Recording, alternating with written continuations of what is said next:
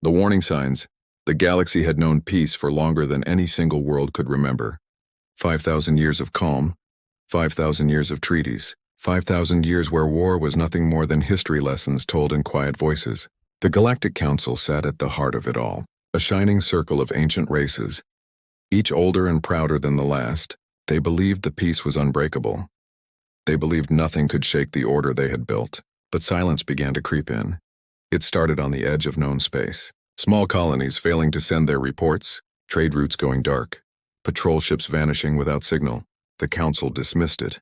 They called it technical errors. They called it natural disasters, but the truth was heavier, and it hung in the void like a storm no one wanted to see. Among the younger races sat humanity, still called new by the old empires. Even though humans had carved out strong worlds and powerful fleets, many still thought of them as reckless, too emotional, too unpredictable. One human officer stood on a watch station at the edge of Council space. His name was Daniel, and his eyes never left the black void stretching beyond the stars. His crew trusted him because he noticed things others ignored. "Another beacon has gone dark," his second whispered. Sliding the report across the console, Daniel read it, his heart tightening. He had seen the same pattern too many times. Worlds on the edge falling silent one by one. Always without warning, always without survivors. "It is not an accident," he said quietly, his voice steady. "Something is moving out there." The crew exchanged nervous looks. They had heard the rumors. Whispers of an ancient species once thought extinct. Predators who had vanished during the first age of war. Stories told in fragments like shadows too dangerous to name. Back at the council chambers, the news arrived slowly, but the elders waved it away. "Border colonies are always unstable," one alien counselor declared, his voice calm but arrogant. "This is not worth alarming the galaxy." But Daniel sent warnings anyway. Report after report marked urgent, marked critical. He knew he was only a single voice among thousands, but he could not stay silent. His words spread through human networks. Whispers carried across starships and colonies. Humans had not forgotten what war meant. They had not forgotten that peace was always fragile at night. Daniel looked at the stars and felt the old instinct of his kind. Humanity had always been tested by famine, by storms, by enemies stronger and crueler. Every time they had risen, every time they had fought. The silence of the border was not just silence. It was the sound of something waiting. Then came the first survivor, a broken freighter drifting into human space. Its hull torn and burned, only a single pilot alive. The message he carried chilled every soul who heard it. "They are back," the man whispered, his voice weak, his eyes wide with terror. "The Devourers, they never died. They were waiting, and now they are here." Daniel stood in the command deck when the recording played. The words struck like thunder. Some of the crew muttered prayers. Others clenched their fists. The Galactic Council ignored it, of course. They claimed the survivor was mad. They said no proof existed, but humanity had already begun to prepare. Fleets began to shift quietly. Factories worked longer hours. Old war doctrines were studied again. Daniel felt the tension like fire under his skin. He knew this was only the beginning. As he watched the silent border on his screens, he whispered words no one else heard. 5,000 years of peace. And now it ends. The darkness beyond the stars stirred. Something vast and merciless moving unseen. The galaxy slept in comfort, blind to the storm. But humanity's eyes were opening, and what they saw would change everything. The shattered accord, the council chamber, was a monument of pride. Vast pillars of crystal and banners from 1,000 worlds. For centuries, it had been the place where disputes ended not with war, but with words. Yet when the first attack came, the chamber fell into silence. A council world was gone. Not a colony on the border, not an outpost in the dark, but a central world, a jewel of the old empire. Its sky burned black, its oceans boiled, billions dead within a single day. The news spread faster than light, carried by desperate signals from fleeing ships. Those who escaped spoke with trembling voices. They came without warning. They did not speak. They did not offer terms. They only destroyed the galactic peace. 5,000 years old, shattered in that instant. Council leaders gathered, their faces carved in fear. Ancient races who had not seen war in generations now looked at one another with hollow eyes, their speeches cracked with panic.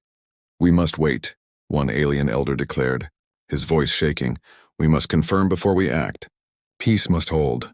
But peace was already dead. Human representatives sat at the edge of the chamber, their eyes sharp, their silence heavy. Humanity had warned. Humanity had sent report after report, but no one listened. Now the galaxy burned. On Earth's homeworld, Alarms echoed across governments and militaries. Fleets began to move in secret. Carriers and dreadnoughts pulled from hidden docks. Soldiers summoned from quiet colonies. Humanity did not wait for council orders. Humanity had learned long ago that hesitation was death. Daniel, still stationed at the border, received the signal. All human fleets prepare for mobilization, the message read. Short, precise, final. His crew felt the shift in the air, the weight of history pressing on their shoulders. So it begins, one whispered. Daniel nodded. No, it has already begun. Now we answer. Meanwhile, across the galaxy, panic spread among the older races. Merchants closed their ports. Colonies begged for protection, but no fleets came. The ancient empires had grown fat on peace, their ships ceremonial, their soldiers untested. The devourers did not care. They swept through border sectors, one system after another, leaving nothing behind but ash. Survivors who fled spoke of terror, their words repeated in every corner of space. They eat worlds, they strip them bare, they do not stop. The council called emergency sessions. But no agreement came. Some demanded surrender, others demanded isolation. But few spoke of fighting except the humans. At the third session after the fall of the council world, the human representative rose, his voice cutting through the chamber. We gave warnings, he said, his tone hard. You ignored them, now your peace is gone. Humanity will not wait for your permission. We will fight. Some councillors hissed in anger, others shouted of arrogance, but many sat in silence, because in the humans' eyes they saw something missing in their own, the will to resist. Daniel's station was among the first to face contact. Alarms blared as sensors caught movement. Ships, hundreds of them, dark shapes sliding from the void. The crew froze, breath caught in their throats. Signal incoming? One asked. None, Daniel answered, his voice steady. They do not speak. The first shots tore into the outer defenses. The void lit with fire. Daniel's orders snapped across the deck. All weapons fire, shields at maximum. Signal Fleet Command. Tell them the enemy is here. The battle was chaos. Human guns roared. The enemy pressed like a storm. Yet humanity did not break. Their ships burned, but they returned fire. Every death bought another minute for the message to escape. Far away, human fleets received the call. Dreadnoughts turned. Carriers launched their fighters. Humanity was in motion. News of the human stand spread faster than the devourers themselves. Aliens who had only cowered now whispered the same words. The humans are fighting. The humans did not run on the command deck. Daniel watched his screens. Explosions ripping through space. His crew fighting to the last. Hold the line, he said, his jaw set. Every second counts as his station burned. His last transmission carried across human space. Simple words that struck like thunder. The peace is shattered, humanity stands in that moment. Across 1,000 worlds, humans clenched their fists, not in despair but in defiance. The galaxy had forgotten war, but humanity never had. And now the galaxy would see what that meant. Humanity's stand, the first battle, sent shockwaves through the galaxy. Council races trembled as world after world fell, their fleets scattered, their leaders paralyzed. But humanity did not scatter. From hidden docks around Earth, massive carriers rose into the void, dreadnoughts powered by reactors that shook space. Cruisers lined in steel and fire, thousands of fighters swarming like stars across the black. Human broadcasts rang clear across every channel. To the people of the galaxy, humanity will fight, we do not hide, we do not surrender, we will stand. Those words carried hope to the desperate and terror to the enemy. In one system on the frontier, the devourers arrived expecting silence. They found human fleets waiting.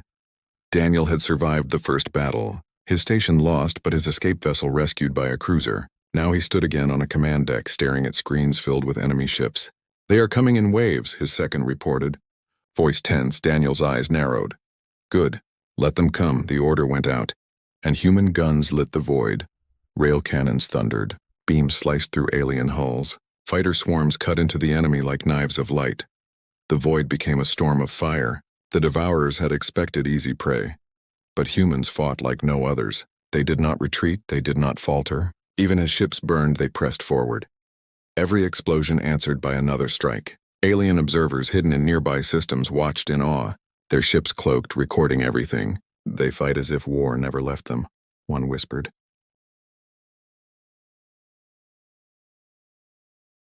For generations, the Council had taught that peace erased the memory of battle, but humanity had never believed that. Humans had trained, humans had built, humans had kept their edge sharp even when the galaxy mocked them. A dreadnought named Iron Will led the charge, its cannons booming like thunder across the stars when 3 enemy warships closed in. The dreadnought rammed one apart and tore the others with fire. Cheers shook the human comms. Not of victory but of defiance, humanity stands. Voices roared across the channels. Daniel's cruiser flew in formation, weaving between larger ships, his crew working with steady hands. No fear in their eyes now, only resolve. Target their flagship, Daniel ordered. A volley of torpedoes streaked forward. The enemy command ship shuddered under the impact, its black hull tearing apart. The Devourer formation faltered for the first time. They had never faced prey that struck back. They had never known what it meant to be resisted. Humanity showed them as the battle raged. Alien fleets across the galaxy received the news. Images of human dreadnoughts holding the line, of fighters tearing through the void, of soldiers shouting defiance even as their ships burned. Whispers spread across council space. The humans fight for us all, but not everyone felt hope. Many old races felt fear. For in humanity's fury they saw something dangerous, something that could not be contained once unleashed. Still no one could deny the truth. The peace was broken, but humanity stood where others had fallen. Hours into the battle, Daniel's cruiser shook under heavy fire. Alarms screamed. Sparks showered across the deck. "Hull breach on deck 4, an officer shouted. Daniel gripped the console, his voice steady. "Seal it and keep firing." Every crew member obeyed without hesitation. Humanity's strength was not only in ships or weapons, but in spirit, in the refusal to bow. Finally, after endless waves, the Devourer fleet broke. Fragments of their armada retreating into the void. Their first real defeat in countless years. Cheers filled the human fleet, but Daniel's eyes stayed sharp. "This was only a test," he said quietly. "They will come back stronger." His second looked at him, uneasy. "And us?" Daniel stared at the burning stars where the enemy had fled. His voice calm. "Then we will be stronger too."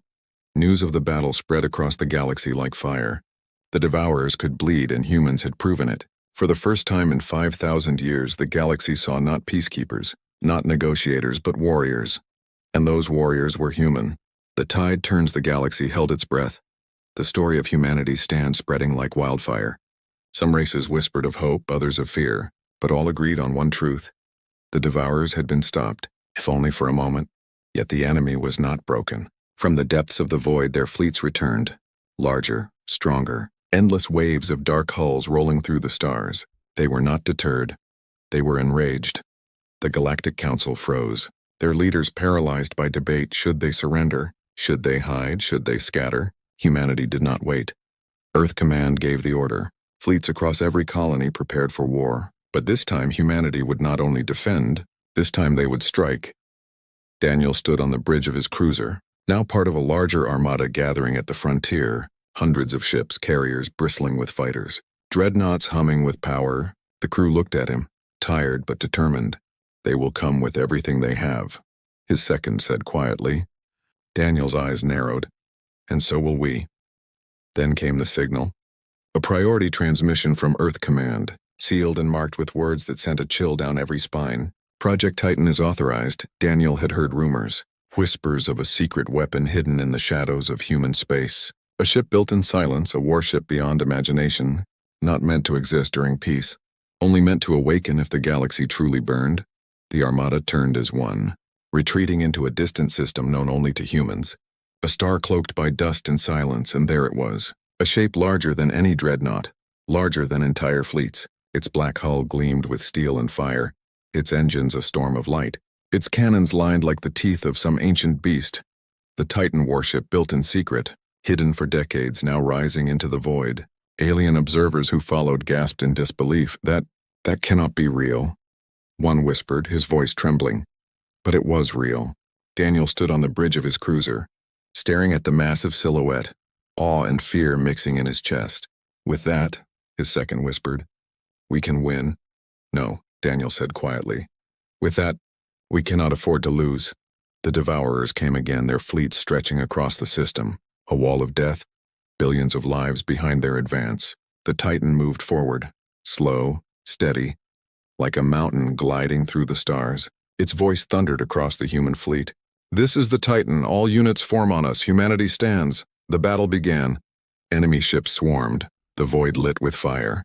Human fleets engaged with fury. But it was the Titan that changed everything.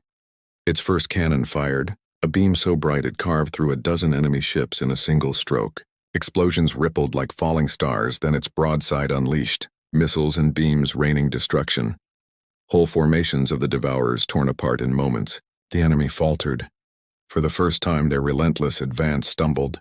Daniel's cruiser weaved in the Titan's shadow, his crew fighting with renewed strength, every human ship pressing harder, their spirits ignited by the warship that should not exist. The Devourers tried to swarm the Titan, thousands of ships diving toward it, but its shields blazed like suns, their weapons breaking uselessly, its guns answering with unstoppable fury. Alien fleets watching from afar could not believe what they saw. Humans. They built this in secret, one whispered.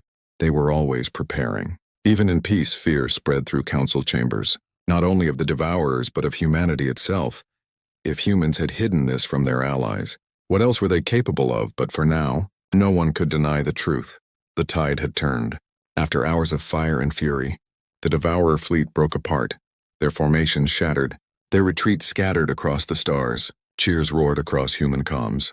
Titan stands. Humanity stands. Daniel leaned on the console, sweat on his brow, exhaustion in his bones, but his voice was steady. We held them, he said. His second looked at the Titan still burning bright in the void. We did more than hold. We crushed them, but Daniel's eyes were not calm, they were sharp. No, he whispered. This is not the end, this is only the beginning. They will come back stronger, angrier, and now... They fear us, and he was right. For far in the darkness, the enemy was not gone. Their silence was not defeat. It was planning, and the galaxy, shaken by fear and awe, realized that peace was gone forever, and humanity had become something new, something the galaxy had never seen before. Legacy of fire. The battle of the Titan echoed across every star.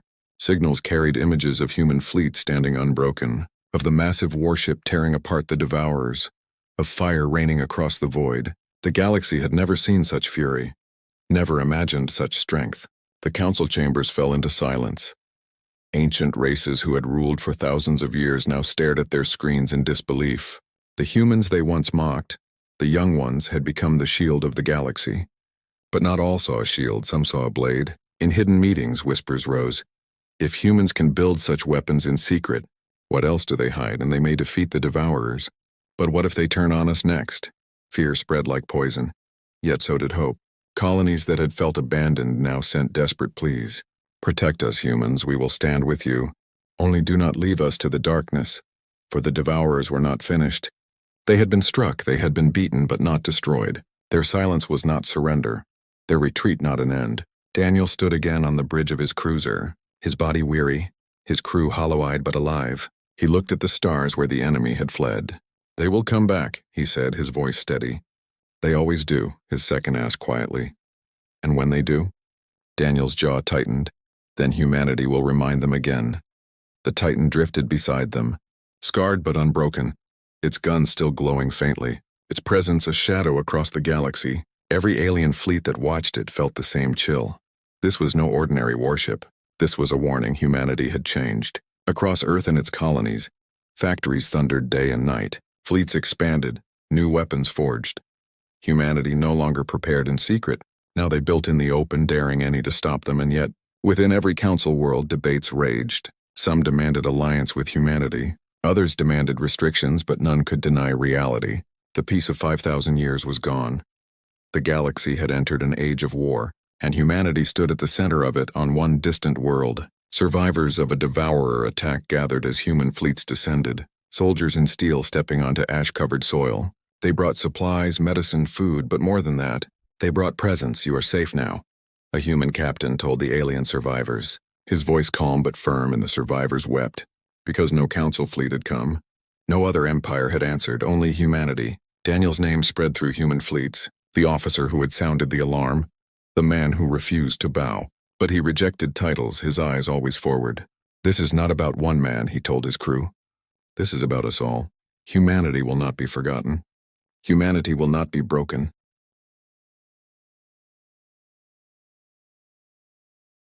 The forgotten silence for 5,000 years. The galaxy had lived without the sound of human voices. The great councils of alien powers told themselves humanity was gone. Lost in some forgotten war against the void, ships scattered into dust, worlds burned into silence.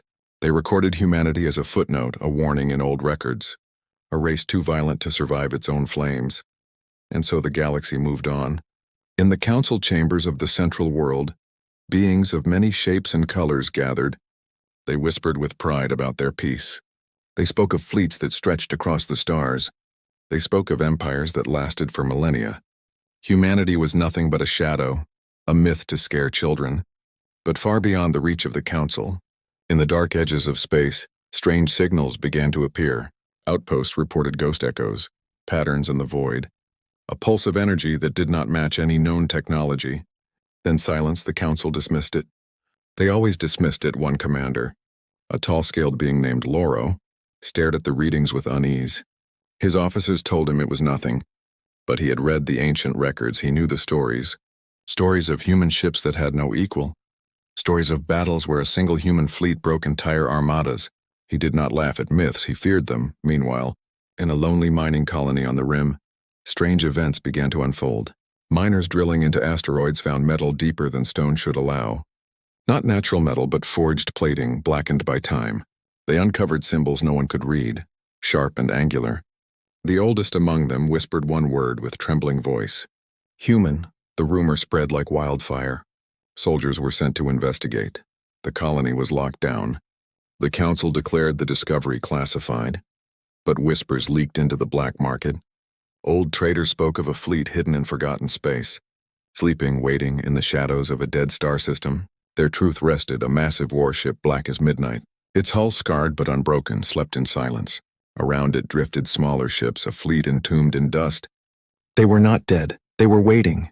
Waiting for a signal only humans could give, and then it came on a quiet night. Long after the galaxy had stopped watching, a spark ignited deep within the forgotten warship. The ancient core hummed to life. Lights flickered across its surface. Power surged through its veins. The void shivered, as if it too remembered what had once passed through it. The galaxy did not know it yet. But the silence was over. Humanity had not vanished. Humanity had been sleeping. The first to notice were not soldiers, but traders drifting near the rim.